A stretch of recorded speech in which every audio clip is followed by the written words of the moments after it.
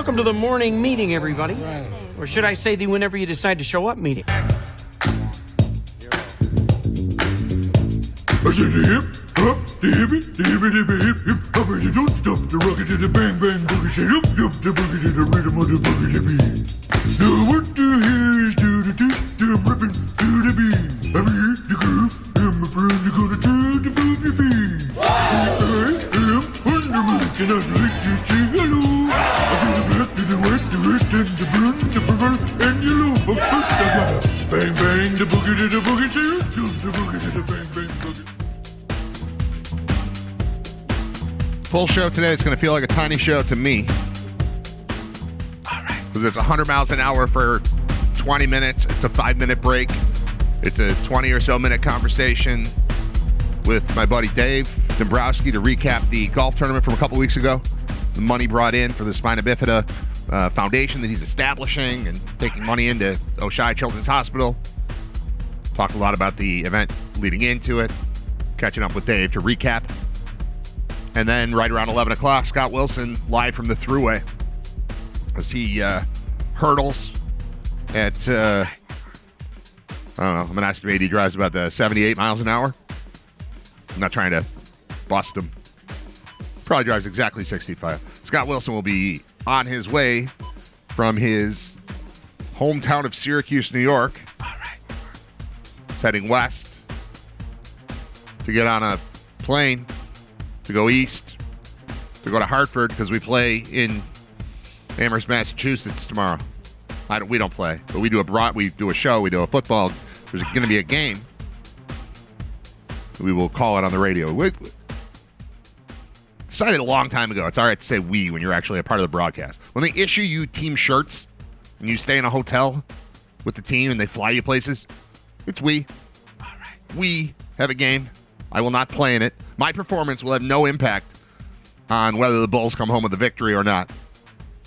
In the flagship cup, the inaugural flagship cup between the UB Bulls and the UMass Minutemen. All right. 2:30 kickoff tomorrow from Amherst, which means show till noon, shower, go. Airport, 1 o'clock. Flight, 2 o'clock, maybe 2:30. Arrive 3:30-ish. Hotel 4-ish. There's a minor league hockey game that involves $2 beers and $2 hot dogs. I've been overruled on the Sebastian Bach idea. Former lead singer of Skid Row is also going to be in Hartford tonight when we're there. But we'll do the other stuff. And we get to see Wolfie, our good friend Wolfie, Brian Wolf, who used to work at UB, now lives in Connecticut. I wonder if we're staying in his town that he runs. What does Wolfie do? He's the director of something for some town. All right. Look him up. Brian Wolf. He's a LinkedIn guy. He'll be available. Brian Wolf and the Howlers in Austin, Texas. That's not them. Singer-songwriter from upstate New York who moved to Austin in 2012. That guy seems cooler than our Wolfie. There's a whole other Brian Wolf. There's Brian from when he did women's volleyball. What if I put Connecticut? What if I put Brian Wolf, Connecticut? Then will I find him? Connecticut. All right. Community in Bloomfield. Bloomfield's his town. We're staying in Windsor/Hartford. He's not in charge. He'll just be a regular citizen like the rest of us. All right. But I'm excited. Our friend Brian Wolf will be a part of our crew. He's been missing for several years now. We miss him at trivia, and we miss him on the UB trips, and UB in general. But yeah, it's happening. Very excited to be on the road. The Bulls. So this is going to be game number 7 of the season. Game 3 of the MAC season. They're 2-0 in the MAC. They're 3-3 overall. UMass is 0-6 overall. 0-3 in the MAC. And they got annihilated by Kent State last week. That should be a positive thing for the Bulls. The Bulls just had a bye. They're getting much healthier. They had a lot of kind of minor injuries just piling up. No, like major, oh my God, they need this guy back. But maybe the center, Jake Tim. But there have been a lot of guys like in and out of the lineup and kind of dragging coming off the field. And you get to the end of the game, and there are just way too many ice packs. They needed the bye. They got the bye. Should be in good shape. Very excited about this. It's the first road game since the Donut Challenge, which was September 13th. It's been more than a month since the Bulls have played a road game. It's also been since August 28th that we had like a real full-on travel experience. I've been doing this basically since 2008 and kind of live for these 6 trips a year. This year it's only 5. They have the potential to add 2 more with a bowl game and the MAC championship game, but only 5 trips. And one of them so far was just a drive in a van to Kent, Ohio. That's not getting on a plane and going to the Mall of America. That's not going to Hartford to see Wolfie to eventually wind up in Massachusetts. It's nothing. So far, so good in the conference, 2-0. But a weird schedule this year. We were on the road week 1 and week 3, and nothing since then. So we're ready. And I would imagine Scott is he on his way now? He's going to be there at 1. No, he'll probably leave. He'll probably like get in the car to talk to me at 11 o'clock. So that's what I anticipate. I've got 17 things written down that I want to talk about before Scott's here. And I also am going to speak with Dave Dombrowski before Scott's here. So that leaves, it's 10:16 already. And Scott's at 11. So we're going to mix in a couple songs. Added some new ones today. Got a little Avett Brothers in there. That was nice. Got a little War on Drugs in there, which is great. I have like a whole audio folder. And for some reason, some of the songs, even though they all seem to be in the same format, some of the songs, when I drag them into my little player, don't work. So I have to do it differently. And that's the only reason we've never heard I Don't Live Here Anymore by the War on Drugs on the show before today. Because when I drag it over to my thing, there's an error and it just doesn't work. And usually I'm in a hurry, like, I got to grab something else. Today I was like, no, I'm going to use the other little player and make it work. So we heard some good stuff there. Oh, and The Hardest Cut by Spoon, same thing. We would listen to Spoon daily, except the Spoon files, for whatever reason, don't transfer into the little player that I use. So we mixed it up a little already this morning. All right, here are the things. Intention was to watch a bunch of sports last night. And I did watch some sports last night, but then I got distracted. Well, it's not that I got distracted. It's that once baseball was no longer going to be on the family room TV, baseball has brought our family together as a television watching community. Because we've got televisions everywhere, and everybody just goes off and does their own thing. And you know this if you've got kids, the attention span. I mean, you can directly correlate attention span to age. Maybe in real life, but certainly, or maybe always, but certainly in 2025, because I want to watch a movie or a football game or a baseball game, and those things are 2 or 3 hours long, and that's what I want to watch. We get, my wife likes to watch 1-hour shows on TV. She's 6 years younger than I am. My 13-year-old likes to watch South Park. Or he's been into Breaking Bad lately, which I encourage. Also very proud of him. I may have already told this story, but I told him once he started watching that show that it's one of the best shows that's ever existed, and there's only one episode that I hated, and every other episode was awesome. And he texted me the one that I did tell this story. He texted me, he's like, was it the one with the fly? I said, yes, it was the one with the fly. He's like, I didn't think it was that bad. I said, right, but nothing happened. And all you want to do is watch the next episode of that show because everything keeps happening. And in that episode, nothing happened. And I'm sure artistically they had a purpose for putting that episode in there. But he knew it when he saw it. So I'm proud of him. Good for him. He'll do that. Nate is my middle son. He's 11. He's kind of in between. He likes movies. So he kind of jumps in on movies. And Zach will watch movies too. But when we get down to the 9-year-old, the newly crowned 9-year-old, he's only been 9 for like a week. He likes to watch things that are maximum like NFL highlights that are 8 minutes long, but mostly he likes to watch videos that are 12 seconds long. And he'll just keep clicking and clicking and clicking YouTube stuff. The way that people used to change channels, he's just searching for what? Who knows? But the attention span is pretty low on that guy. So, baseball, though, has become a thing, especially playoff baseball. This year, because we attend so many games, we're around the sport a lot, we talk about it a lot. Any day that we're not at a ballpark, we're washing uniforms for the next trip to the ballpark. Or we're at the batting cage last night.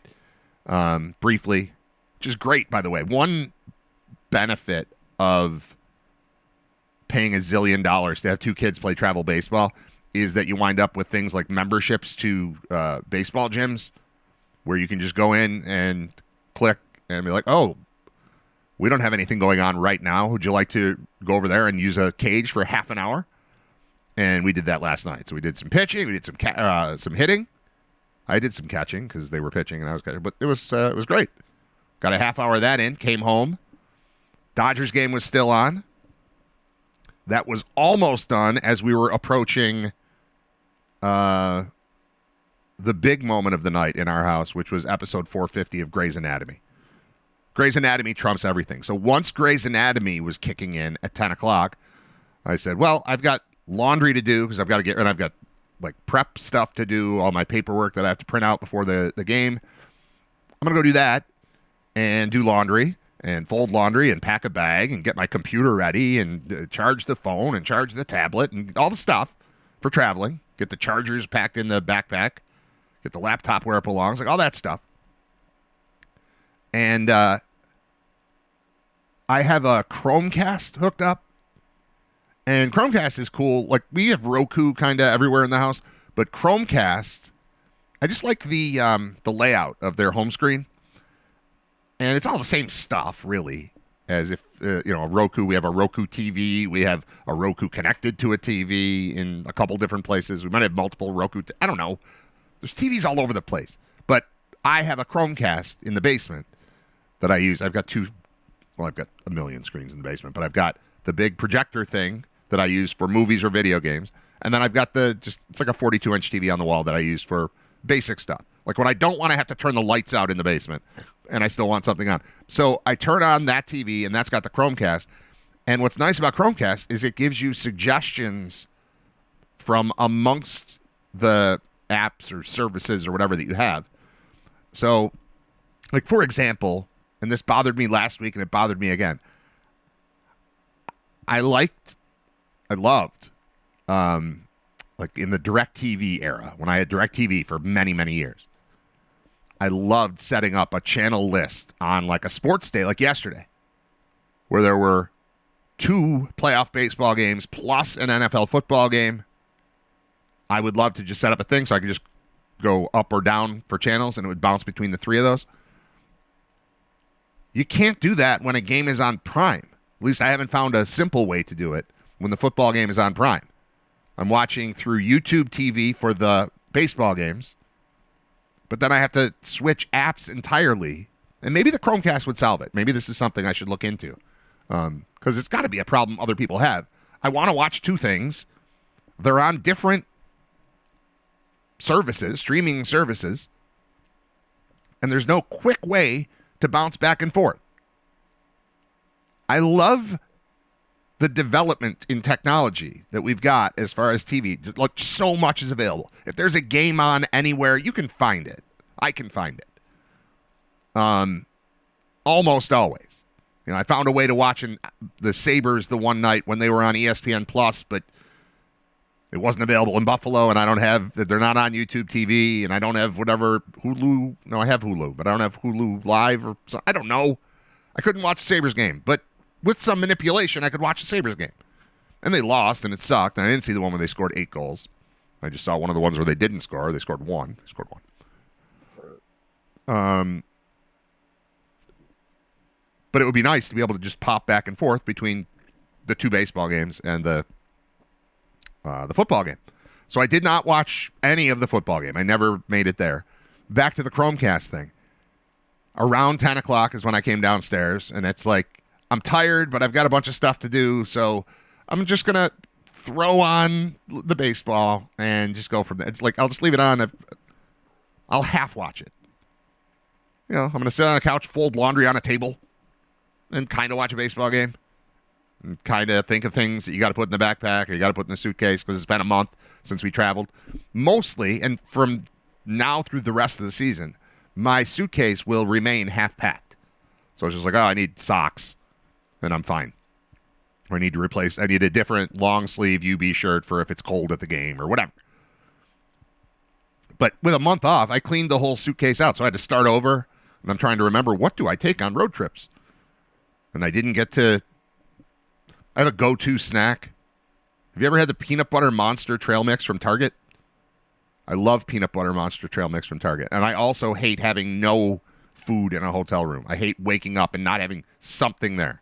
I don't want to have to put on pants to go buy food in the morning. I just want something. Just a little something.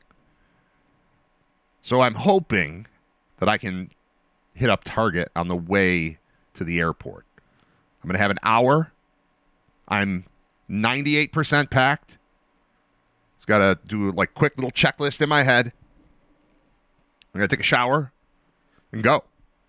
And I think if I wrap the show up at 12 instead of at 12:17 like I tend to do, I think I'm going to be fine. So anyway, I turned on this Chromecast thing, and what's cool about Chromecast is it previews all the stuff. It's just like, for you, look, this is what's happening on Netflix, and this is what's happening on YouTube TV, and this is what's on Paramount Plus, and this is what's on Peacock, and this is, all those things. And for whatever reason, despite the fact that I've been resisting it since it came out in, I believe, 2003, a movie popped up, and it was on, I don't know if it was Prime or, I don't remember. It doesn't matter. It was probably on Prime. It offered me the movie Shaun of the Dead. Now, if you know me and my musical tastes, and anyone who's listening who's like a close, personal friend, real life friend, you've had conversations with me about movies because you've told me about how great Black Panther is, and then I've told you to shut up. And you've told me how great this zombie movie is, and I've said no. And you've told me how great this movie set in the 1800s in England is. I'm not doing it. I'm not. Accents, zombies, old-timey things. I had a lot of hang-ups. Sci-fi, monsters. Stuff that just doesn't seem realistic. I can do There Will Be Blood. Period piece I can do. But war movies confuse me. I have a lot of hang-ups. I really, really love movies. But I really hate most of them. But I love the ones I love. So Shaun of the Dead becomes available. And I was like, you know what? For a night that I'm not going to really lock in, just let me try this. And the reason I'm willing to try it is that over the course of the last 3 years, I was finally convinced by our good friend John Fuller, our senior Philly correspondent, who I will see today. I was finally convinced to watch Mission Impossible. All of them. Start with the first one, see if the kids like it. If they do, go from there. I did. We did. We all love them. Little guy doesn't care. Carol doesn't care. Me, Zach, and Nate all love the Mission Impossible series. We've seen the last couple in the theater, right as they came out, and they've been awesome. They're ridiculous, but they're great. And I accept that those are awesome, despite the fact that I resisted them starting in 1996 when the first one came out. I was just like, I'm out on that. I don't need to see. I don't know what it was about it. I just seemed stupid. I liked regular Tom Cruise. I like Tom Cruise as a fighter pilot, as a race car driver, as a bartender. I liked him as a young attorney. I don't know. It didn't make sense to me that he was in, he was a CIA operative or whatever you are when you're on MI6. So Shaun of the Dead comes on, and it's one of those, we're going to show you 6 minutes of commercials first, but then it's going to be mostly uninterrupted. I think they interrupted the movie twice with commercials for 3-4 minutes at a time. It was a pretty good setup. And Shaun of the Dead was one of the best movies I've ever seen. It was so great. It was so fun. It's so ridiculous and stupid. It's part video game. It's part Mission Impossible. It's mostly comedy. From watching the Mission Impossible movies, I started to say this and I didn't finish it. I tend to do that. Simon Pegg is the best part of the Mission Impossible movies. Now, granted, all the action is really the best part, but he is a super interesting, fun, cool. He's Benji. He's the British guy that hangs out with Ethan Hunt and whatever Ving Rhames' name is, but he's the comic relief. He also he's the everyman in those movies. Like, the thing that stands out to me is you watch a Mission Impossible movie, and by the time they get to, like, the third or fourth one, their whole goal is just to make you confused. Like, you're not supposed to understand what's going on there. But what helps is that Benji is in these movies, and he doesn't know what's going on either. So right when you're like, what the hell's going on? Benji will be like, what the hell's going on? And it's funny. So I like this guy. I have known forever that there's a movie called Shaun of the Dead with this British guy in it that people say is great. I just never got to it. And I watched it last night, and not only do I think it was, I almost just started the movie over. I'll tell you what happened. Tell you why I didn't start the movie over. And it's not just because it was midnight. I was like, I think I'm going to start that. And the thing pops up. It's like, up next, Hot Fuzz. I'm like, wait, same people, but police instead of just a guy who sells refrigerators in a zombie apocalypse? All right, I'm in. And it's this same movie. It's probably better. Hot Fuzz is probably better. It came out 3 or 4 years later. I think one was 03 or 04 and the other was 07. But I've ignored that forever too, because it was this same British guy that I heard is great, but I just didn't know who he was. Now that I know who he is, it's like, all right, I trust that guy. And then his sidekick in both of those movies is this, I don't know, he's like a Jonah Hill or a Seth Rogen kind of sidekick dude. Kind of goofy, dumpy, funny. And he's in both of them, and it's like, how many other movies are there with these two dudes? Because I'll watch all of them now. As it turns out, as Hot Fuzz ended, they're like, up next, Paul. Like, Paul. I've heard of Paul. And I vaguely remember when this movie was coming out, I want to say John Fuller pointed it out to me, because the cast is ridiculous. It's these same people, the same main two guys that are in Shaun of the Dead and Hot Fuzz, except in this one, they find an alien named Paul, who's played by Seth Rogen. So it's Seth Rogen's voice added into this. And then the cameos in this movie are unbelievable. I should have opened up I will. I can open it up. I have IMDb open right now on Simon Peggs. I want to find out what else this dude's done. How old is he? What else can I see him in? He's great. He's my new hero. Hero's the wrong word, but I'm going to seek out stuff just because of this guy. And I don't know why it took this long. I don't know why it took this long after seeing the Mission Impossible movies and him being my favorite part of the Mission Impossible movies. And now I'm like, oh, let's see what he did in 03 that everybody's been raving about. And it's great. And what he did in 07 is great. And then this Paul movie came out much more recently. I just want to see the cast of this because it's crazy. I couldn't believe how many people just kept popping up in it.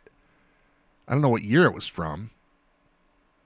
So I'm struggling to find it. What if I just type in Paul instead of Simon Pegg? Will that work? It's much more recent. It is not showing up because that's such a basic thing. Here we go, Paul. That's 2011. All right, so that's old too. The cast of this movie, Paul. And I'm sorry, if everyone's seen the movie Paul, it's only got a 6.9 on IMDb. From the Earthling who brought you Superbad, fugitive, celebrity, slacker, joker, alien, Paul. This all sounds terrible to me. Until you see who's in the movie. All right. Stars. Simon Pegg, Nick Frost. All right, those are the two main people. Also in this movie. Jeremy Owen. I know that name, but I can't think of who it is. There's no picture there, so maybe I don't. Jeffrey Tambor. Bobby Lee, Jane Lynch, David Koechner, Jesse Plemons, Seth Rogen, Jason Bateman, Sigourney Weaver, Bill Hader, Joe Latrulio, Kristen Wiig, Steven Spielberg, voice only. That's about it. Blythe Danner. I mean, it's an unbelievable cast. And it is just a continuation. They're all the same movie.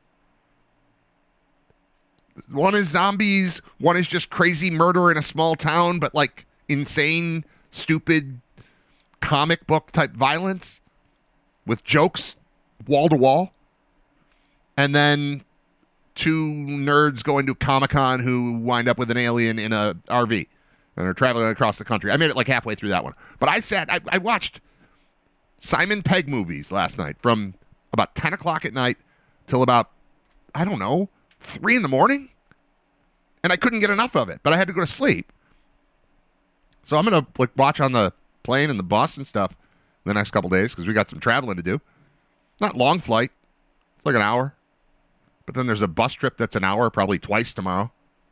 One from the hotel to the game, one from the game to the hotel. I can get in some more Simon Pegg movies. He's my new dude. So I apologize if everyone else knows you're supposed to see everything that this guy appears in, but I did not know that until last night. And I'm excited about it. I'm excited to welcome these ridiculous movies into my life.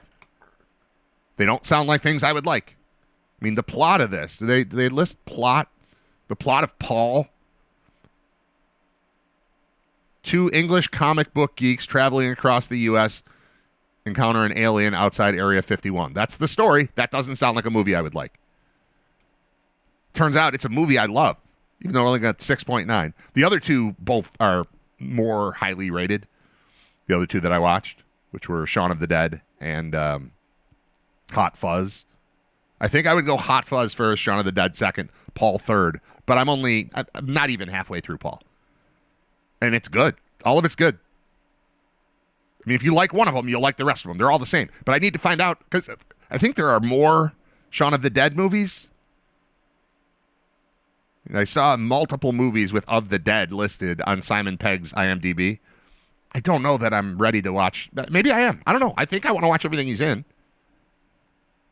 I mean, that's as much zombie consumption as I've ever had. Mostly my zombie experience is limited to the Thriller video. Other than that, I don't do a lot with zombies. I don't do Walking Dead. I don't do other things that are like that have names like that people went nuts for that I just didn't want anything to do with. But if we're just screwing around with it, I can get into zombie movie. If we're serious and it's like, oh no, the zombies are going to take over the world, and we're serious about it, I'm out. But if Simon Pegg is just wisecracking the entire time, I love that dude. He's a new fave. Welcome to my world, Simon Pegg.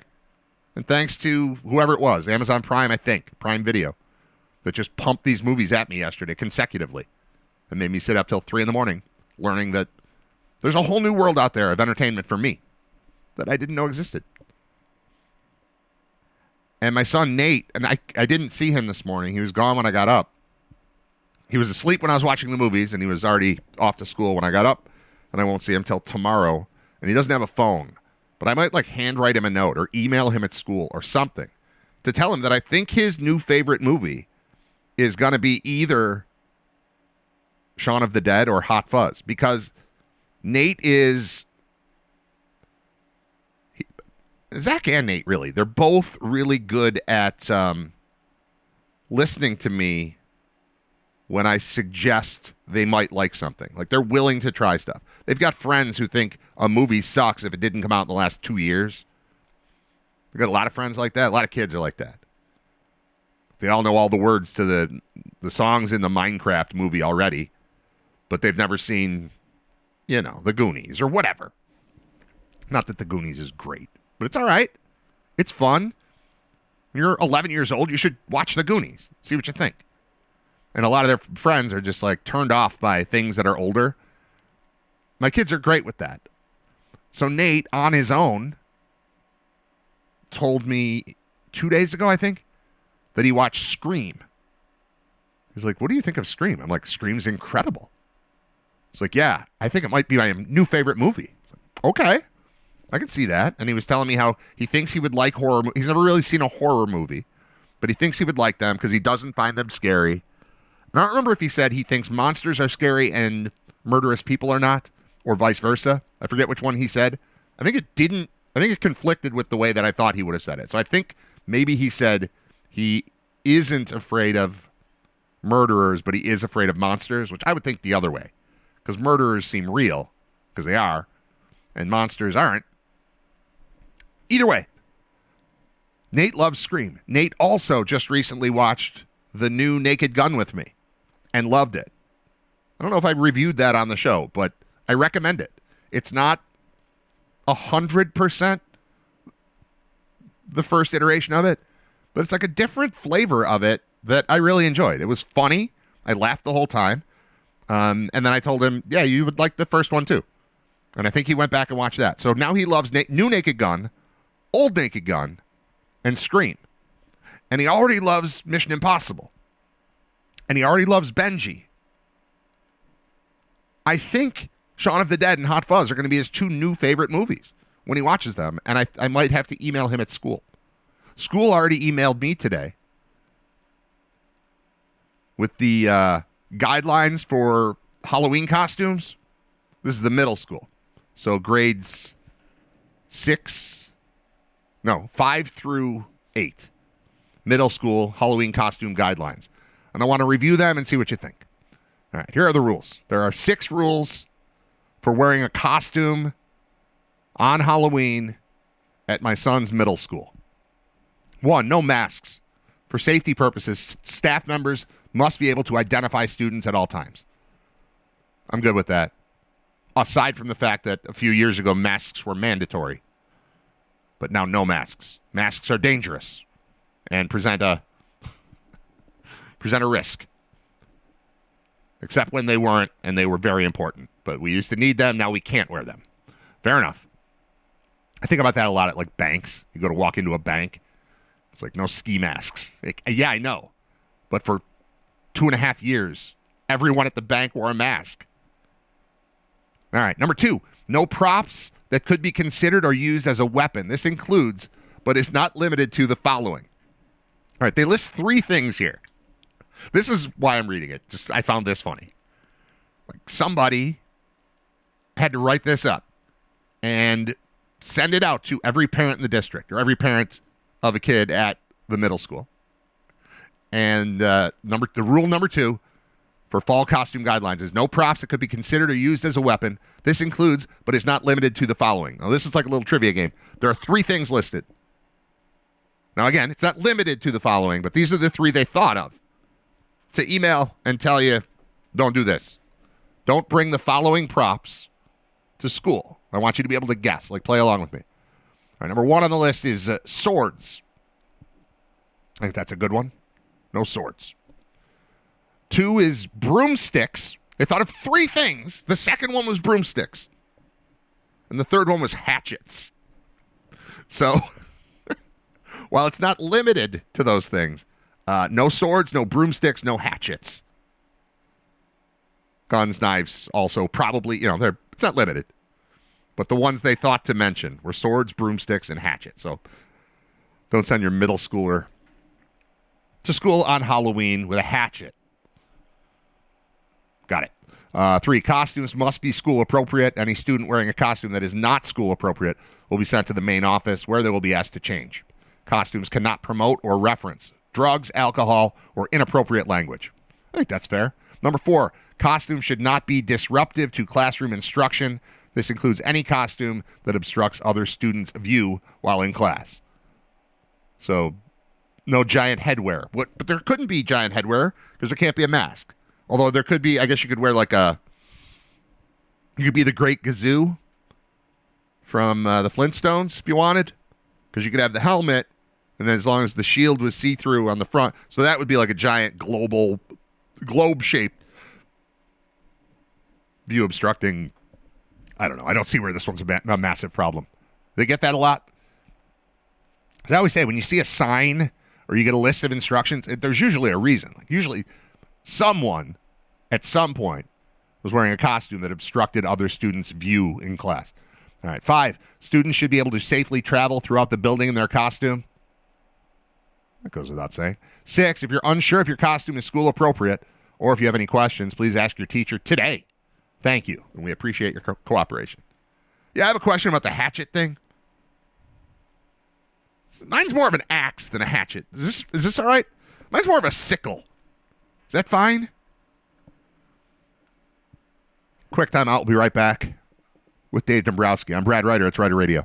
We have had Dave Dombrowski on the show multiple times recently. It was all leading up to the big event a couple weeks back that took place at Gowanda Country Club, the Back Tee Golf Classic inaugural event. And at the conclusion of the day, which and we talked about it a little bit the day after, I had a great time. Played with Thomas Ian Nicholas, who's our buddy Henry Rowan Gartner from Rookie of the Year, and Kevin Myers from American Pie. Like, it was everything I hoped it would be. I had a really fun day, and the guy who put it all together is Dave Dombrowski. It was year one. I know for sure the answer to this next question is going to be yes. Is there going to be a year two? Did we hit the marks that we needed to hit, or is everything cool? Yeah, definitely. We couldn't have asked for a better day. I especially with the weather. I mean, to have be like 85 or I don't know, was it 80 plus pretty much in end of September, which was great. Yeah, we're definitely in it for the long haul. We're just trying to look to see how we can tweak a couple things into going into the next year, add some more cool prizes. But yeah, we're definitely a go for next year, and just waiting on a final date, which I'll probably get hopefully before the end of the year. But I think we're going to try to keep it around the same time frame. Gowanda also. Yes, correct. Good. Yep. The course was phenomenal. I had not played there before. It was in amazing shape. It's just a gorgeous course. Anyway, I know Jeremy kept talking about the varying levels of elevation. You just don't see a lot of that in Western New York, the way that course is set up. There are courses as you head out toward like Rochester where you'll get some of that. But in the Buffalo area, the sort of undulating nature of the entire grounds was impressive. Plus, it was fall, so it was like it's 85 degrees, but fall. So it looked perfect, but also felt perfect. Just could not have asked for a better time. My foursome was awesome. I loved hanging out with those guys. We didn't do great, but I think we kind of did. Bob Gahn touched on this. So Bob's brother Mark played, my buddy Josh played, and then Tom and me. And we shot even par, but of our four golfers, only one of us had played this year, and that was Mark. Yeah, that's impressive because that's not an easy course. No. And and Tom was using my club, so because he flew in without clubs or shoes, so I think the only thing he had that was his was his like polo shirt, and pants maybe. Yeah, no, he got in the car. I picked him up at the hotel, and he walked out with what I just like out of the corner of my eye I figured was golf clubs, but it was his guitar. He brought his guitar. He was there to rock, man. The golf was secondary, and we had a great time with it, but. I hadn't thought of it until Bob brought it up. Is like my brother Mark is the only one who he plays weekly or maybe more than once a week. He's retired. He plays a lot. The rest of us legit, like it had been 10 years since Josh had played. I hadn't played yet this year, and Tom hadn't played yet this year, and we still hung around. We had a few birdies and a few bogeys, and we wound up even par, and we were satisfied. We weren't close to winning, but I feel like mentally we won something that day. Yeah, no, I agree with that one. Yeah, that's moral victory. That's a pretty good score. Yeah, and honestly, I've been part of so many tournaments too where you hear like a ridiculous score, and I believe that before this event too, because Vinny and my cousin that helped me put on this event, we golfed there on Saturday just to kind of finalize some stuff where we wanted to put everything and whatnot. And as we were golfing, we think like 12 is going to be probably the if the conditions stay in this good for the next 2 days, we said probably 12 is going to do it, and 12 did it. So 12 under did it. Yeah. That's about where these things usually are. You start getting into like 15, and then you don't believe people. And what I have found too, and it's a little different in a tournament because there's the charity component, and we're all friends. But haven't you found that in life, when you go play golf, it's like you and your three friends are the good people out there on the course, the ones doing everything the right way. You're playing the right speed. You're being you're treating the grounds properly. And then everybody else is like, those people. Look at those people with those shirts that match. I don't like them. And it turns into this thing where the only good people on the course are you and your three friends. I know it's not the case, but you start hearing scores, and when you are happy shooting par, and then you're like, oh, we're 12 under, we're 11 under, we're not, like, you liars. You just feel that way. It's not true. I don't know, I don't know nobody's cheating, but I don't think people are cheating. It just feels like it when you're in a tournament like that. Yeah. I think it's just that human, competitive nature in us too just takes over regardless of what it is, whether it be a tournament. I mean, I've done that too in the past with just even when I was younger, my dad and his buddies would be super competitive over miniature golf. We'd be at like Adventureland, and there's money on the table and stuff. So I think it's just human nature is like, no matter what it is in the event or anything, there's always like a little competitiveness in all of us. So And yeah, and plus, with being the first event, and maybe there's maybe a little less than more than half the field. These are people I met from the very first time. So there's always a little bit of I don't know. It's just kind of like, okay, is everyone going to behave the way they're supposed to on a course and whatnot, and just everything. But I couldn't have asked for a better group of 144 people to show up, because it's everyone just treated the course properly. I felt like I was going around the course introducing myself to every golfer, and it seemed like the pace of play for that many people on the field too was pretty good as well. So again, overall, I just really couldn't have asked for a better overall turnaround. Well, yeah, that part's amazing too, because that can be the downfall of these tournaments. You end up playing a 5.5-hour round of golf because there are so many people there, because you're starting 2 foursomes on every hole. I think, once waited 4 minutes or something to tee off, once ever. There was a minor little backup, and then that cleared out. But for the rest of the day, I didn't feel like anybody was coming up behind us, and I didn't feel like we were coming up behind the people in front of us. It was just smooth from start to finish. The weather was perfect. The people were perfect. I've been at those that turn into, crazy drunk fests, and that's easy for it to happen when the carts are just coming out, handing out beer and stuff. But it was totally under control. Nothing silly, nothing stupid, all just very smooth and perfectly run. And now let's get to the important part. I don't know what your specific goal was financially, but how did you do compared to what you were hoping to do? We went over a little more than I was, hoping for, just being a first year event. I also, we had some decent amount of expenses, but it was important to me that, being the first tournament, that we gave the best quality we could for people to kind of see what we're capable of doing. And to be honest, we did this without a presenting sponsor, which was crazy, so we were like, okay, once we lock in the presenter next year, everything like that, we would be good. So yeah, we're going to give the hospital over $22,000 for the first year. Yeah. That's fantastic. So, we were really happy. Me just being speaking of being competitive and, ambitious in a way, it's like, I'd love to, our goal, I think, was we wanted to get close to like 40, which, and overall if you take expenses away, we kind of reached that, but, sure. With paying back the course and some other things and, expenses we had along the way, we'll know how to tidy that up a little bit. And like I said, though, we did this without a presenting sponsor, because I started this tournament a little bit later than I should have. But overall, like, we are super happy with what we did and what we were able to accomplish in the short amount of time we did just put on a first year event. Did Tom have fun? What did Ian Nicholas have to say after the whole event?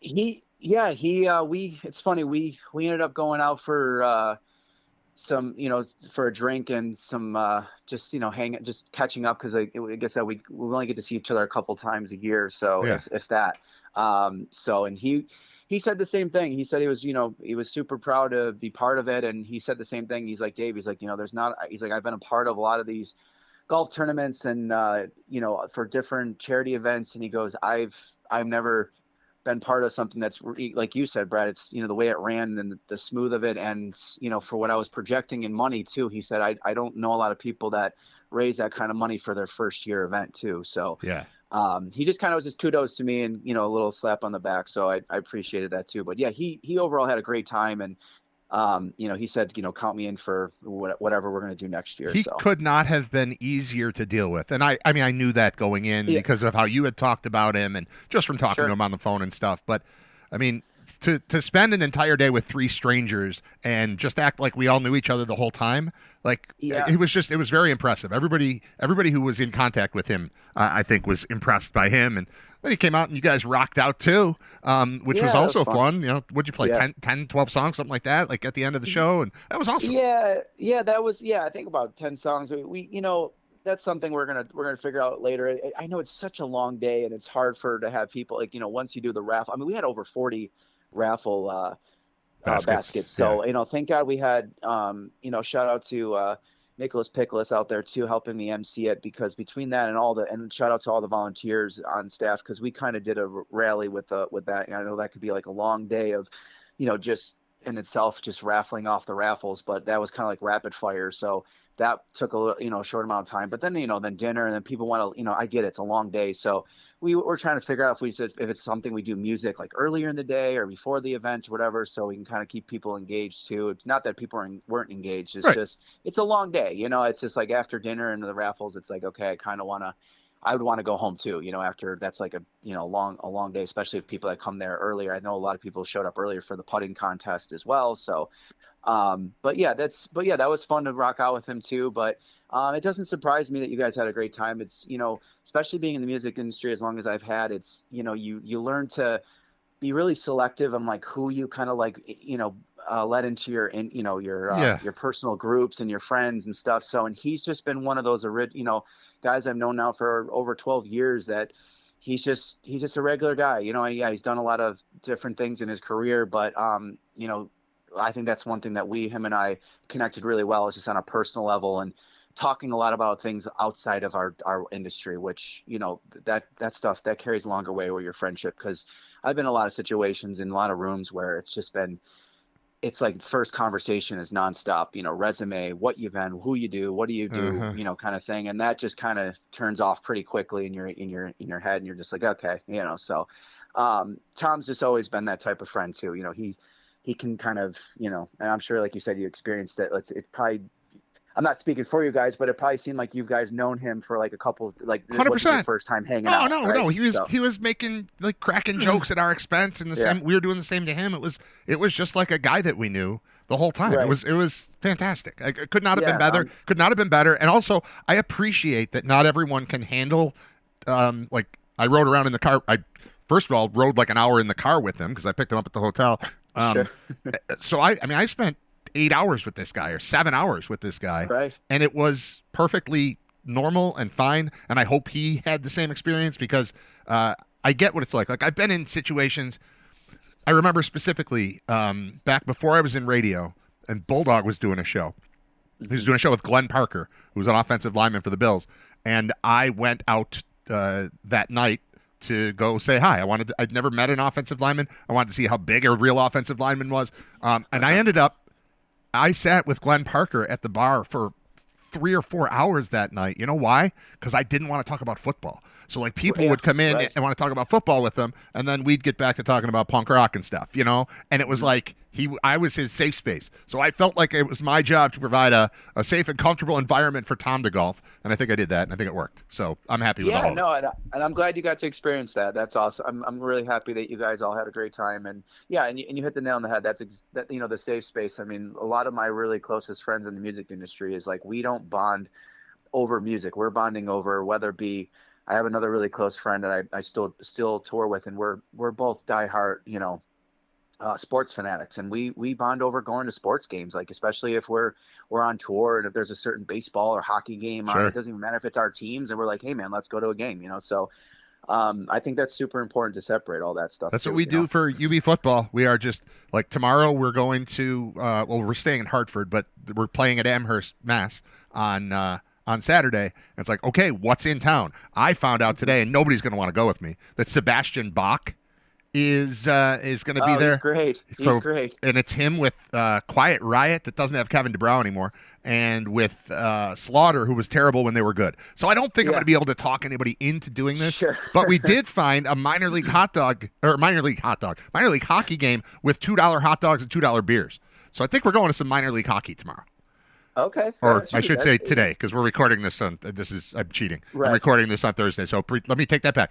Tonight, I think we're going to go to a minor league hockey game. I believe that's the case. But same thing. You can't go wrong either one. Entertainment enters entertainment, right? Whether it be sports or music or stand up. Just got to find something. Just got to find something to do. So that we don't just go to a bar and drink. Like we need an event. Like if we're going bowling, you mentioned mini golf. Like we've done that before. If you can find a shuffleboard table or a dartboard or bocce or really anything, golf. Top golf is about the best thing you can find on the road for us. Oh yeah, those are great. Yeah, that's exactly what we do when we on a touring side. If we got a day off or something, hopefully that's exactly what we do. Some type of event, stand up comedians. Maybe it's so funny. There's actually some times where a lot of mutual friends are in town the night before or something, or playing the arena the night before, and you kind of go catch up with them and see their show. So, stuff like that, or escape rooms or whatever, whatever that city's known for too. I try to at least, experience all that with, with all those people. So escape room is something we have not done on the road, and we would love. That we've got to consider that one. I highly recommend it. I have a couple friends that refuse to do it. But I do recommend, because I was a little apprehensive at first too. I was just like, I don't know if this is this like a kid's thing, but funny enough, the first time I experienced one of those was in Europe, and they had some wild escape rooms. Really. And it's funny it's depending on where you go. And I think there's a really good one in Washington I remember going to as well, but there's different tiers. So if you want something not as hard, there's a room for that. Or if you want something super extreme where it's really difficult, then, there's a category for that as well. And I'll never forget the one that was really eerie, but really fun was in Europe. And the room was a room of a mass murder that supposedly just kidnapped a woman. And his big specialty was taking eyeballs out. Ugh. So you're in this room, and it feels really eerie because you're in an apartment, right? And you had to watch it. They had an old DVD player, and you had to watch a DVD of him having a film, and then you had to watch the film from the old TV and pick on there was, if you watch really closely, there was letters, and you had to put the letters to a code, and then the code opened up a different safe that they had in an eyeball, and then the eyeball scanned to open up another thing. It was they're super creative, and they are a lot of fun. So you kind of get warped into that whole scene kind of thing, and you feel like you're putting your detective hat on or whatever the theme is of that. But yeah, they're super fun, and I highly recommend them. I think it's a good bonding experience with the right people. I've been playing escape room games on my phone with my kids since they were 4 years old. So we have this built-in thing about it, and we finally went to one, and it was awesome. It was me and my two older sons, and then another kid who's 14 or 15, and his dad who's my age-ish. But it was 5 of us trying to escape a prison, and we got out. We did it. But it was awesome. It was really fun, and I've only done it once, and now you've got it in my head that's something else we need to do this on the road for UB. I think it would be awesome. Yeah.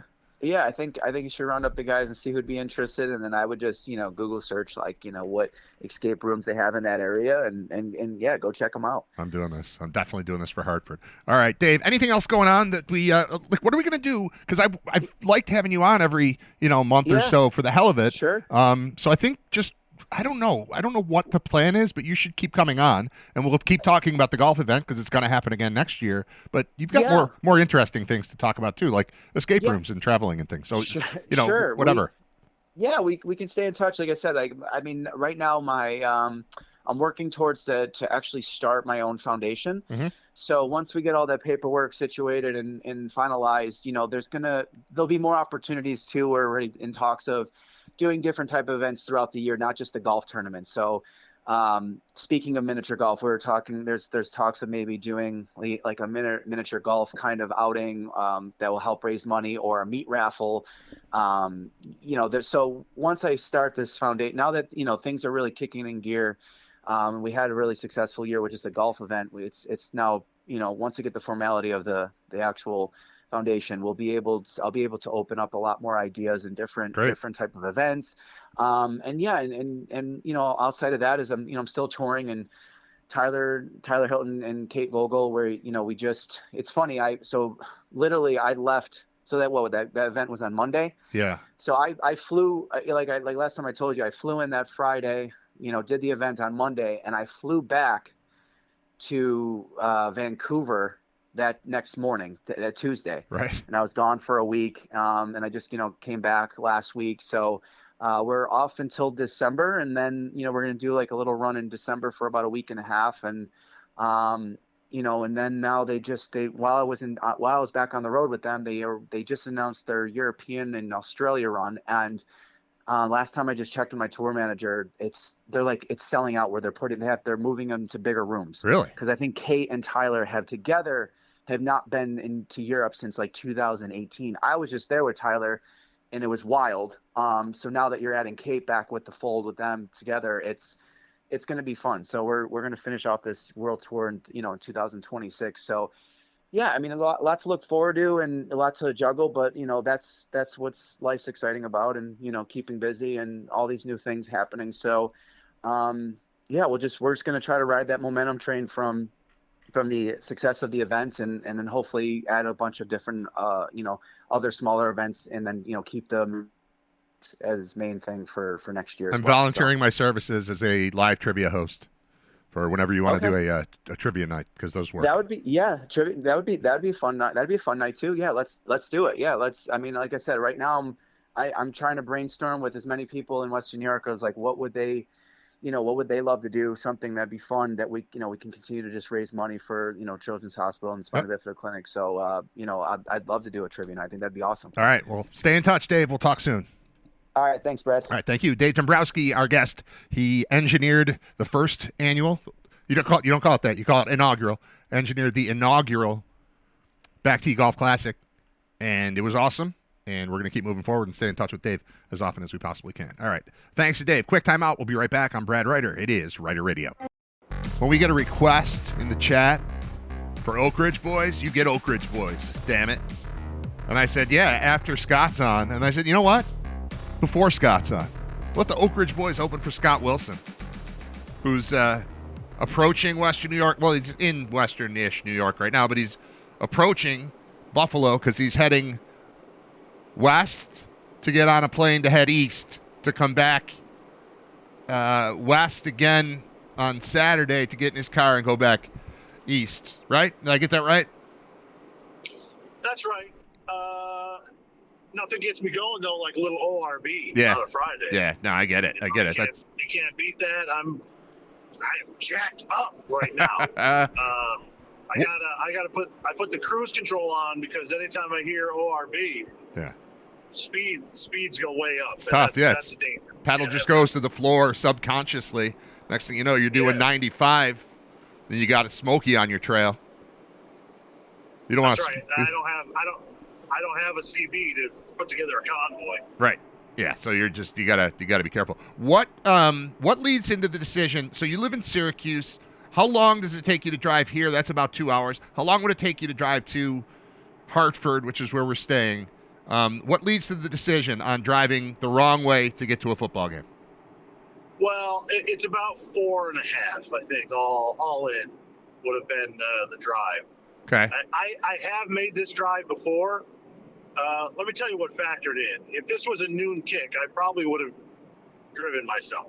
Okay. But 2:30 sets it back a little bit, and you know how it is. Like after a game, I'm wiped out. Yeah. I put it all. I lay it all on the line. It's true. I put way more on the line than any of those players. That's for sure. Yeah, more than the UMass players. I'm way more tired than any of the players are. But seriously, I am. It's mentally exhausting getting through a game, and the thought of driving. All right, so now after the game, it's 6:30. Paul and I do a TV hit, and then it's we're approaching 7:00, and now I'm looking at 4.5 hours in a car by myself. Yeah. That's tough. That's tough. So you could sit on a bus for an hour and then sit waiting to get on a plane for half an hour and then sit on a plane for an hour and rest basically for 2.5 hours before having to drive 2 hours, right?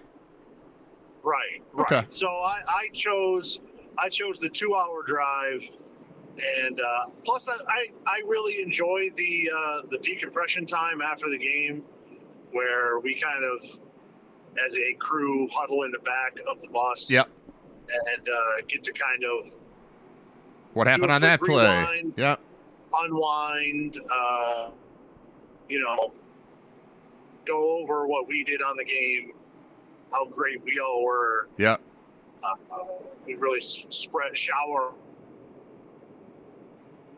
each other with praise. Yeah. Yeah. I know you're joking sort of, but the reality is it is interesting. I'm actually not. Well, I'm actually not joking. I'm serious. It's enjoyable. It's interesting because we will all, we're going to hang out together for basically a day straight, and the day is going to end and the game is going to end, and you're still going to have a different perspective because there's something that you saw that you never got a chance to bring up, and there's something that I saw, and there's something that I was wondering about that I looked up, and I now realize that this happened. And we get all that, like, there's a post-game, a non-aired post-game, an unaired post-game show that exists on those buses, or sometimes the planes, but usually the bus.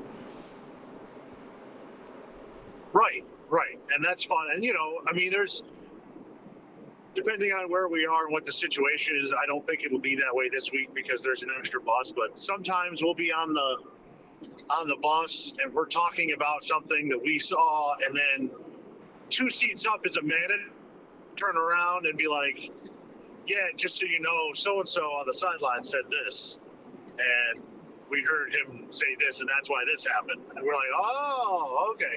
So it's, I chose that over being alone in the car for 4 hours. Good choice. I'll take alone in the car for 2 hours. In that hour and a half that 2 hours before we even get on the plane, it's probably, you can fire up the cell phone. You can watch a little bit of the games, which, you can't do that. I can't do that if I'm driving. I could listen. I've got Sirius. I listen to all the games, but, it's just a little bit easier. All right. I'm not as young as I used to be. 4 hours used to be nothing. Yep. Now, 4 hours is something. 2 hours is nothing. I think 2 hours is nothing. That's exactly right. Like, anytime that I'm driving to Syracuse, it seems very easy because I'm not going to Saratoga. Saratoga is like the extent I don't mind it. That's about as long as I can go without it being annoying. But when it's Syracuse, it feels like nothing. And if it's Rochester, that's really nothing. And if it's Darien Lake, that's really nothing. So, yeah, I'm with you. 2 hours is cool. 4 hours is not. And considering it used to be D.C., yeah, that's true. 2 hours. That's true. For anyone who doesn't know Scott's level of dedication to being a college football broadcaster, he started doing games and then moved to Virginia just outside of D.C. and was still coming up here in the same way that he comes here from Syracuse. I live 8 minutes from campus and 8 minutes from the airport. So when I'm going to UMass, I get in the car. I could leave. I'm supposed to be there at 1. I could literally leave my house at 10 to 1 and be completely fine to get to the airport. Scott was driving from Virginia to get to the airport to then fly sometimes to, like, not quite Virginia, but like there were questions like this where it's like, well, we're playing in Toledo. Does it make more sense to drive from Virginia or to drive to Buffalo and then ride a bus to Toledo? Like, it has gotten weird, but that's the level of dedication Scott has been putting in over the last, 10, 12, 14 years he's been doing games. So there's that. I have a question. I don't know if you listen. Go ahead. I drove from Virginia to the Ohio Bobcats game one time. If you remember, that's the time where there was the haircut trip. Oh, yeah.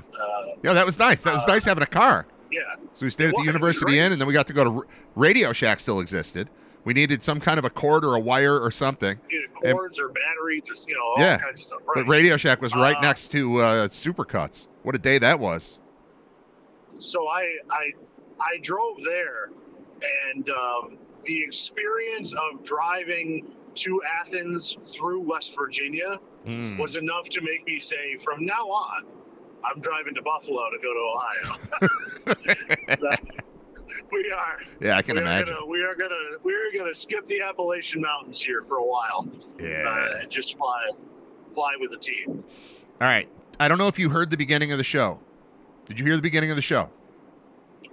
I heard parts of it. I heard I was playing along with you when you did the rules for the costumes. The 3 things you couldn't take. Yeah. To nailed swords. Swords. Yeah, that one was pretty good. Hatchet was the wild card to me. Broomstick makes sense. Like, that's the one that I think you need to tell people. No, it's not okay to bring a broomstick, because I could see if you're witches, right? If you're not, witches, man, witches be crazy. If you were just like casually thinking about sending your kid to school as like the killer from Scream, you'd be like, shouldn't bring a knife. But if you're sending your kid as a witch and you weren't really thinking about it, I think you might send a broomstick. So, like, that one I get being on the list. How Hatchet is next is the thing that surprised me the most. I was thinking that it was going to be bat, like right? A baseball bat, right? No bats. Because at that age, you get a lot of like, oh, Shohei Ohtani's here. Yeah, Babe Ruth. That type of thing. Yep. Babe Ruth, that type of stuff. Hatchet seems. You know what Hatchet seems like? Hatchet seems like it's actually happened before. Right. Very specific, and there's a reason it wound up on the list. Specific. Yes. Yeah, it's too specific for whoever was making the list was like, hey, do you remember 10 years ago when little Timmy brought the hatchet? Yeah. Let's throw Hatchet in there. We should send a note to home to tell people not to bring hatchets to school, even on Halloween. So I found that one weird. The reason I'm asking if you were listening earlier is, did you hear about my movie watching experience last night? I know you're in the club of the people who like to make fun of me for not watching the movies that everybody else watches. But I had a tremendous discovery last night, and I would like to share it with you if you're not already aware. Okay, yeah, no, go ahead. Shaun of the Dead. Awful movie. One of the best things I've ever seen. I can't believe I've heard it was good since like it came out in 03 or 04. And last night the TV just suggested it for me, and I was, I'm doing laundry, I'm packing, I'm getting my stuff ready for the game, and like I wasn't going to just sit and focus on anything. So baseball was kind of wrapping up, and I was like, all right, sure, let's try this, because I like Simon Pegg now because I watch the Mission Impossible movies, which I know you don't like. But he's a big part of what makes those movies super cool to me. So I'm like, all right, I trust this guy. I don't mind the Mission Impossible movies. I just don't go out of my way to see them. Okay, that's fair enough. I don't mind them. They have their purpose. Okay, good enough. But Simon Pegg in them made me like him, because the thing that sucks about Mission Impossible movies, or could suck about them, is that they are so confusing. They're intentionally confusing, and I think you often are not supposed to understand what's going on. But then Simon Pegg's character, Benji, is there to act as almost the person in the crowd who, as everyone else is acting like they know what's going on, will be like, hold on, what are you talking about? Wait, what happened here? Wait, what does this mean? And he grounds the whole thing. I like his approach. So I've been hooked on this dude only for the last couple of years, even though the first Mission Impossible came out in 1996. So then in 03 or whatever, he did Shaun of the Dead. In 06 or 07, he did Hot Fuzz. And I've heard good things about Hot Fuzz. I watched Shaun of the Dead and Hot Fuzz back-to-back last night, which led into the 2011 movie which involves these same guys, Simon Pegg and his buddy, who's in the other two. They discover an alien. The way you describe the other guy is perfect. It's like British Jonah Hill. He's British Jonah Hill or Seth Rogen. But it's like +1. This is my son Tommy, and then this is my other son, Tommy's brother. Right. Well, I don't know that guy's name. I didn't know that guy's name until last night. I want to say it's Nick. Might be like Nick Strong or something. I don't know. But he's great. He's like a British but like dumpier Jonah Hill somehow, and like uglier and less funny, but somehow more funny. Anyway, the two of them are in an RV after a Comic-Con, and they want to tour. They're British, and they want to tour American alien sites. And then they stumble across an alien, and now they're traveling across the country with this little alien who's like E.T. looking, and is voiced by Seth Rogen. And the rest of the cast is unbelievable. Like, just, Bill Hader walks in, and I'm going to forget all the names. I had the list open earlier. I watched 5 hours, basically, of movies I would never, ever watch last night consecutively, and then had to go to bed. But I think a whole new world may have been opened up to me, and I was just wondering if you had any opinion on Shaun of the Dead, Hot Fuzz, Simon Pegg, or Simon Pegg's +1. What would you call that genre? I mean, is it the genre you've been avoiding? No, because it's comedy. I can't watch. I think I can't watch a zombie movie where they're serious, but a zombie movie where they're kidding. I mean, it's part Scream, it's part Naked Gun, it's part Mission Impossible, it's part Resident Evil, the video game. I've never seen the movies, but the video game, it was fun to just blow the heads off of zombies when I was in 2001, let's say. But all of it is grounded in comedy. None of it's serious. It's all just jokes.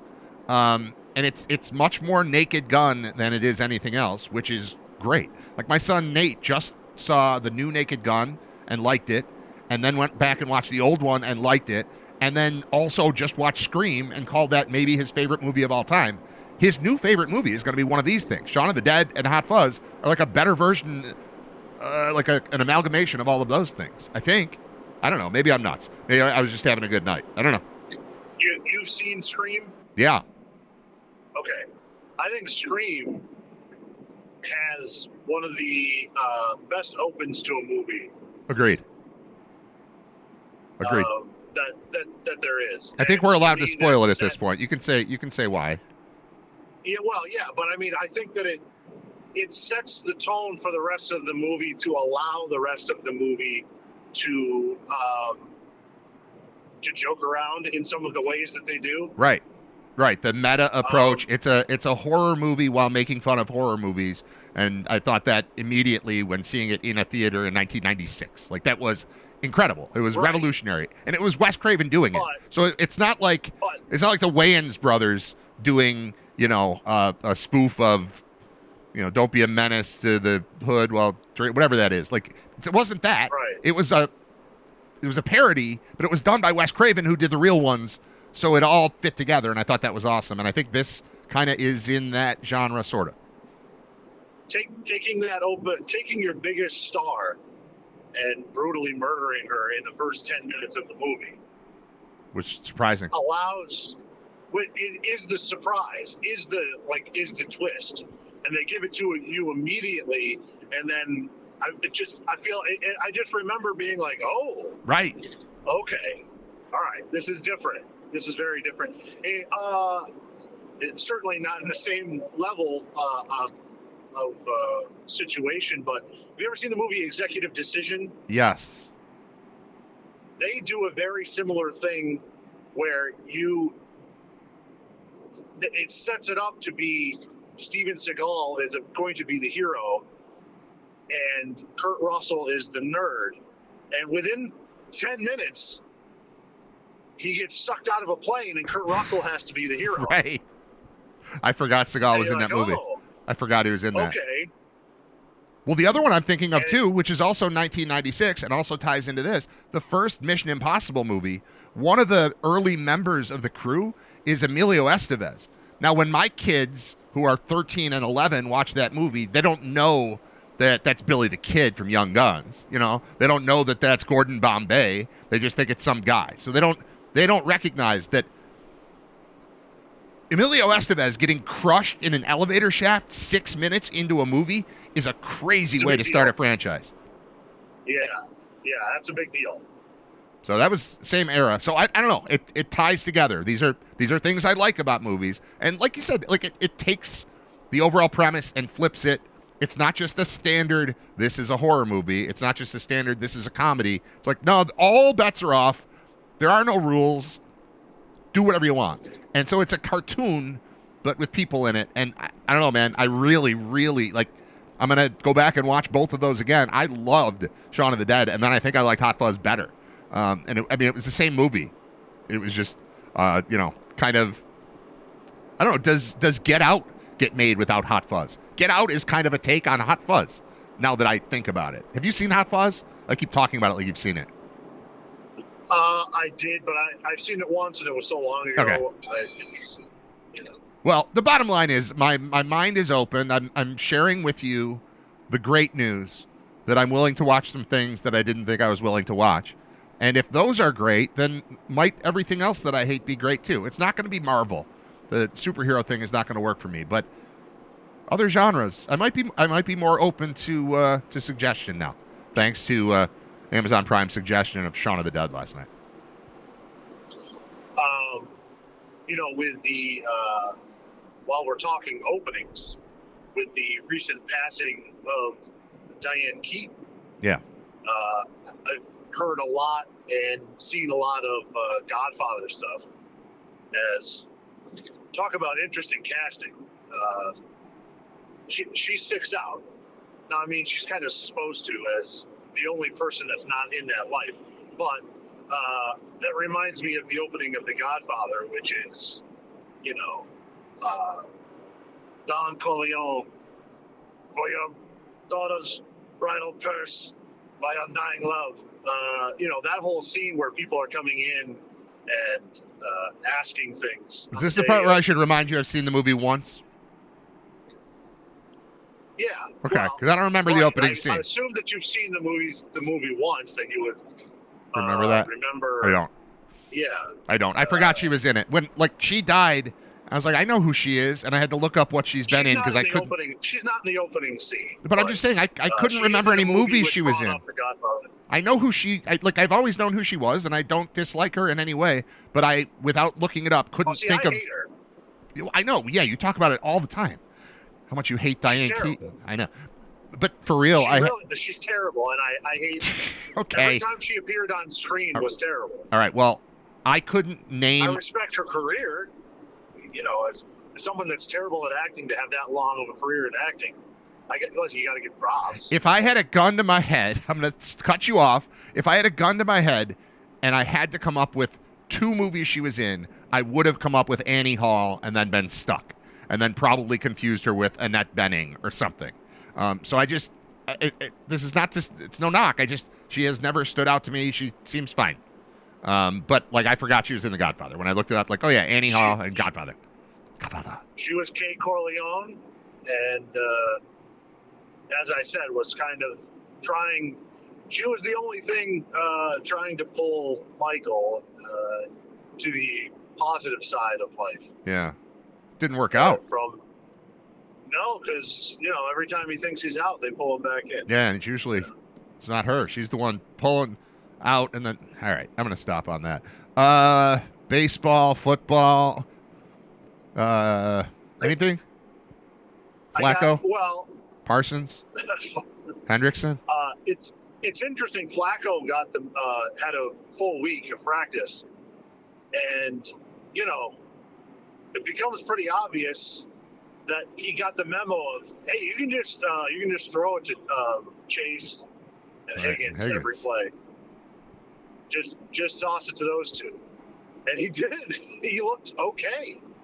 They looked like a real team again. And you kind of understood the frustration from earlier in the week from Mike Tomlin, the Steelers head coach, who I think uncharacteristically actually had an opinion on something. He's usually kind of dry, at least in my experience, where he said, I disagree with the thought that if you like someone enough to make him your opening day starter, that you then trade him in the middle of the season to a division rival.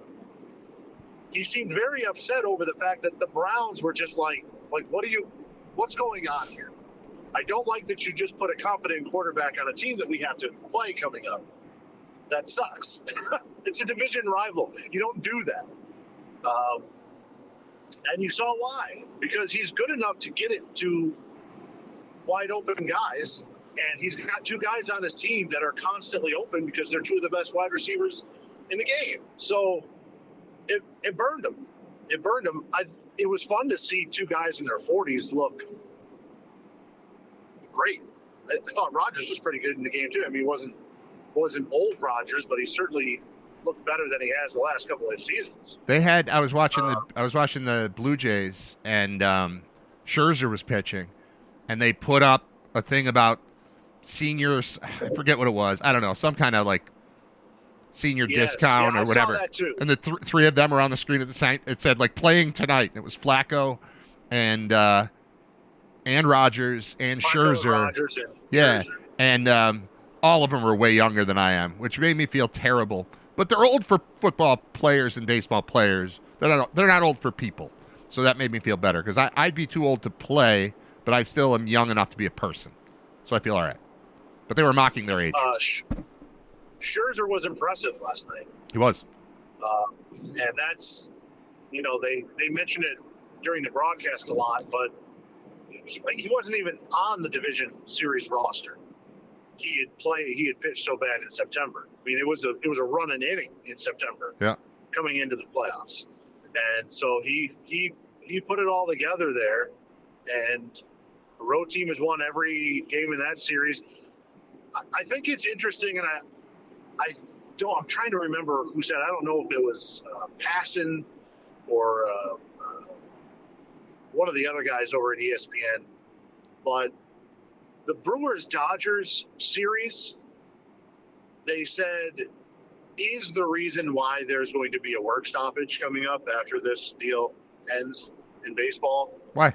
And it's because the Brewers go through the regular season as the best team, but get to the playoffs, and the Dodgers' 4 starting pitchers all make almost $200 million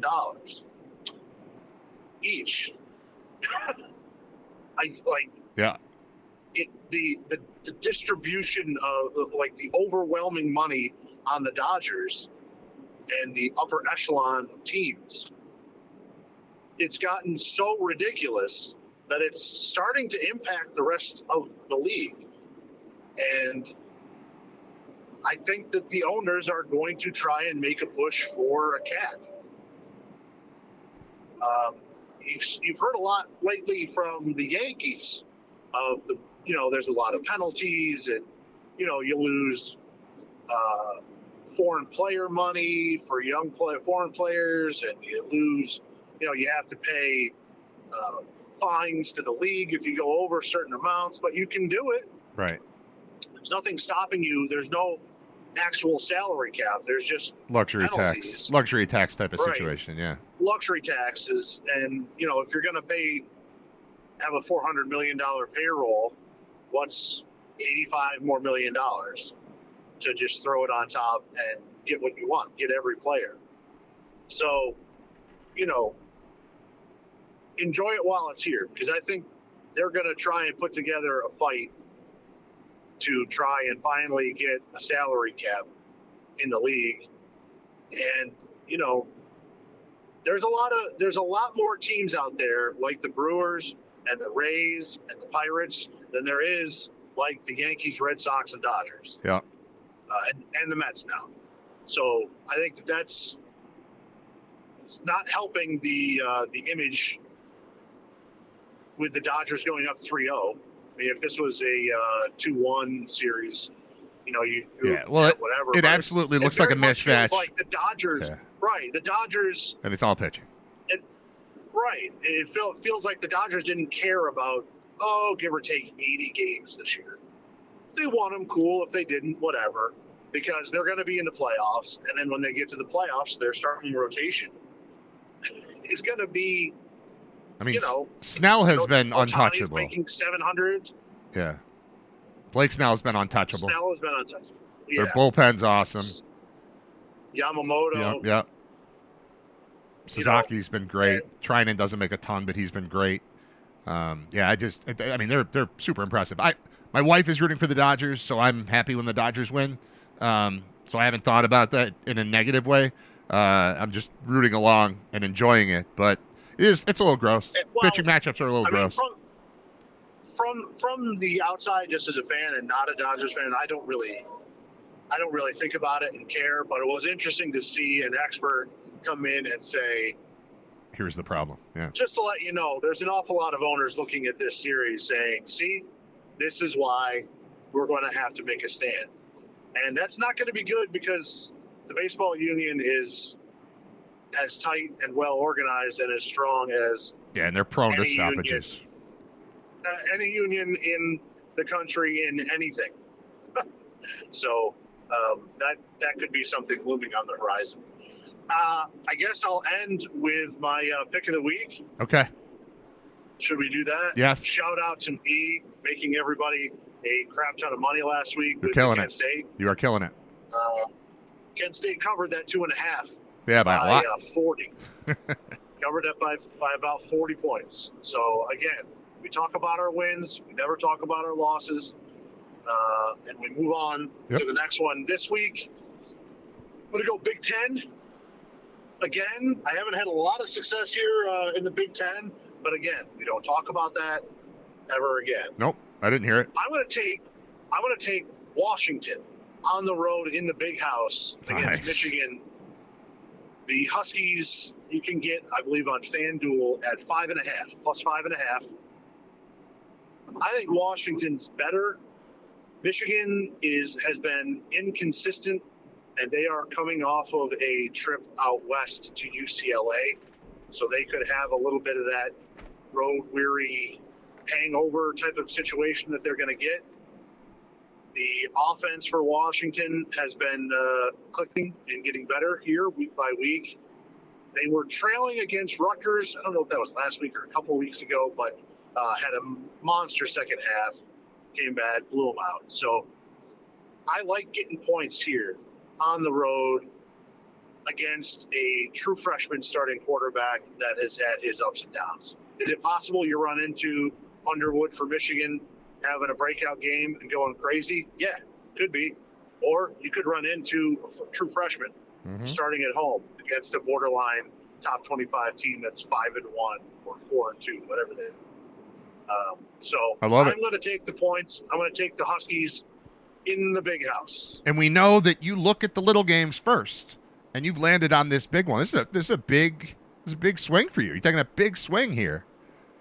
It's a big one. Yeah. Wolverines losing at home. I was partially tempted by Arizona Houston. That game is Arizona's favorite on the road. Houston is, I believe, 5-1.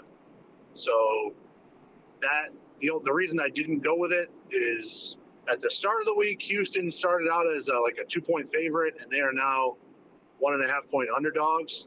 And I have dipped my toes in those Big 12 waters before, and I am not going to do that. Don't trust again. it. No trust there. Yeah, I got you. I'm not trusting that because should say Houston's going to win this game, but somebody knows something I don't, and I'm not willing to go that route. You know that you don't know what you don't know. I like it. Yeah, there's Toledo Kent. Toledo needs to get a bounce back win here, and Kent is coming off their first win. I don't trust that number. That's in the mid to high 20s. Really? That's a bit. Yeah, that's a beefy number for me right now this season in the MAC. For a team that's feeling all right against a team that's struggling a bit and kind of confused. Yeah, all right, that's interesting. So yeah, I stayed away from those. Marshall got me. Marshall bit me a couple weeks ago. No. We don't talk about those. We don't talk about those. No, don't want anything to do with the Thundering. So all right. I like the Huskies in the big house. That's at least going to be a close game, unless the Huskies win and win big. That'll be. If that happens, I'm starting to wonder what would happen with the whispers of the coaching situation up there. But and the other one I looked at was Penn State. They just lost their coach, but we still know their offensive coordinator, and he's good. They are going to have a backup quarterback at Iowa, and that game could be 6-3, but I don't know which side the 6 is going to be on. Yeah. Somebody making a backup quarterback making a start at Iowa is a less than ideal situation. No matter how good or bad that Iowa offense is, they play close games in Kinnick, and I shied away from that. Good enough. Hey, I'll see you on the plane. Yeah, I'll see you in a little bit. All right, sounds good. Drive safe. See you in a bit. See ya. All right, there's Scott Wilson to wrap things up for this week. I got 2 things I want to do that I have on the screen that I haven't done yet. I had a lot of stuff to get to that I didn't get to today, but that's okay. One, here's what to like about X or Twitter. Like, it's a cesspool. It's not a real place. Things that happen on there. You can just not go on that website and none of the stuff exists. That's worth noting. But once in a while, you see something cool. I don't know who this guy is, Dave Myers, B-I-B. Who's Dave Myers? He's got 17,000 followers, owner and founder, Built in Buffalo, podcast host, First and 5 in Billsology. All right, so somebody around here, Dave Myers. I don't know who he is, but I must follow him because he just popped up on my thing. So anyway, he says, I love how this played out. It's not argumentative. It's not anything. I'm not clicking any of the other comments. But Dave Myers, just podcast host, Buffalo guy, has a thought on football and receiving. And then there's a reply from a former receiver with the Bills. I'm just going to read this out loud, and then I've got an audio clip I want to play, and then we're going to wrap it up. So this Dave Myers guy said, if you want Bean to trade for a receiver, are you confident that Joe Brady will know how to scheme said receiver? 2023, Diggs had 5 100-yard games and 7 touchdowns through Week 10. Dorsey got fired. Diggs had 0 100-yard games and 1 touchdown after Brady took over. 7 games. Does Brady know how to use a true number 1? Totally reasonable question. Good thought. I don't know the answer. I don't have an answer. But it's something. You put something decent out into the universe, and then you got an actual answer back. This never happens. This isn't somebody talking trash. This is Cole Beasley jumping in to say, hey, I have an answer to that as a former Bills receiver. He said, a true number 1 isn't always about just that guy getting numbers. A true number 1 opens the field for everyone else to eat. Playing with Steph made my job easier. I got a lot of one-on-ones and less combo coverage when he was on the field. Of course that's true, but it's just nice to see that on Twitter. Like, a guy posed a reasonable question. So it's not like, Joe Brady can't do this. Don't trade for it. It wasn't that. It was like, hey, just out of curiosity, let's say the Bills trade for Jalen Waddle. Let's say that happens. Are we sure that this guy is equipped to do it? Totally reasonable question. I love it. And then a totally reasonable answer from Cole Beasley. I think that's awesome. True number 1 isn't always about just that guy getting numbers. A true number 1 opens the field for everyone else to eat. Playing with Steph made my job easier. I got a lot of one-on-ones and less combo coverage when he was on the field. Totally makes sense. That was good. So that was just something I liked about Twitter today. And then I think I'm going to like this. I've had it paused for a while. This is just a talk show host in Cleveland ranting. Tony Rizzo. Frank Rizzo. And the caption just says, this morning in Cleveland after Joe Flacco's performance last night. So the Browns trade Flacco to the Bengals. Flacco throws for 4 touchdowns to beat the Steelers. And as you might imagine, Cleveland people are not super happy. Scott brought up that Mike Tomlin's not happy about the trade. But I want to hear this guy. Tony Rizzo. It's been liked by 19,000 people. It's been shared 2,000 times. I just see crazy talk show host. It's 56 seconds long. I want to listen to it. We're going to play this, and then I'm not even going to play a song. I'm going to play that. I'm going to play the thing that ends the show, and then post it as a podcast, and then head to Connecticut in order to head to Massachusetts, because that's what I'm doing today. All right, so here we go. We're not going to go long today. We're going to play this. I want to hear what this guy has to say. This is the Tony Rizzo show on, looks like, The Fan in Cleveland. How could you do that, Andrew? How could you do it? Why on earth did you feel the need to trade this guy to a division opponent for a 5th-round draft pick? Fireable offense. That is a fireable offense. I want to know how much longer the owner's going to watch this crap, because the fans have had it. We deserve better. You're worried more about your stadium than you are your football team. That's the perception, Jimmy. And you allow these people to do this. You have the worst offense in the league. Your GM screwed this quarterback thing up like I've never seen in my life. I've never seen anything like it. Kids that play Madden could have done a better job. Truly. That's not hyperbole. It's a joke. It's a joke. This franchise has become a joke. And I'm sick of it. Honestly, that's the thing that stood out to me is I saw this franchise has become a joke. And I'm trying to remember the Browns not being a joke. Like, since Ernest Biner's fumble, I'm trying to remember a time when the Browns were not talked about in this way. So this guy being this fired up on just a random Friday morning because Joe Flacco beat the Steelers is, I mean, it's not surprising. It's going to build up to explosions every now and then in Cleveland, but I don't know. It didn't sound like anything new right there. How could you do this? We're the Browns. That's what we do. Anything left? No. I'm not doing anything else. I'm not playing any songs. I'm going to play the thing that says go to lunch, and then I'm not going to go to lunch. I'm going to go to the airport. All right? Thanks for listening to episode 190. Oh, it's brought to you by Brian Janik. Shouldn't have waited till the end. It's been on the screen the whole time, though. If you're watching on YouTube, it's presented by Brian Janik of the FinancialGuys.com. FinancialGuys.com is the place to go to find Brian. 20-plus year independent insurance broker. He'll hook you up, and you don't even have to pay him. So the fact that you haven't reached out to him yet, that's on you. Brian Janik is a good friend, a good supporter of the show, a good person to have in Western New York. You can use him for free. thefinancialguys.com. Look for Brian Janik. We're out of time. I'll talk to you tomorrow. If you'd like to hear more, by the way, Scott and I didn't talk really about the football game just now. The podcast that we recorded yesterday for UB just posted at 10 o'clock.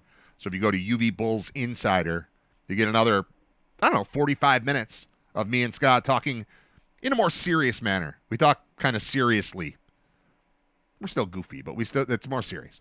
So if you want a breakdown on what's going on in college football and what's happening this weekend with UB at UMass, go to the UB Bulls Insider podcast and check that out. That'll do it for Writer Radio episode 190. Thanks for listening. What are you doing for lunch? I don't know. I have a turkey sandwich. We're gonna go around the corner. I think you should come with us. This is a great place. I don't know. Okay. We brought you a shirt. Will you get out of here? Will you get out of here? Will you? Now, will you go to lunch? Go to lunch. Will you go to lunch?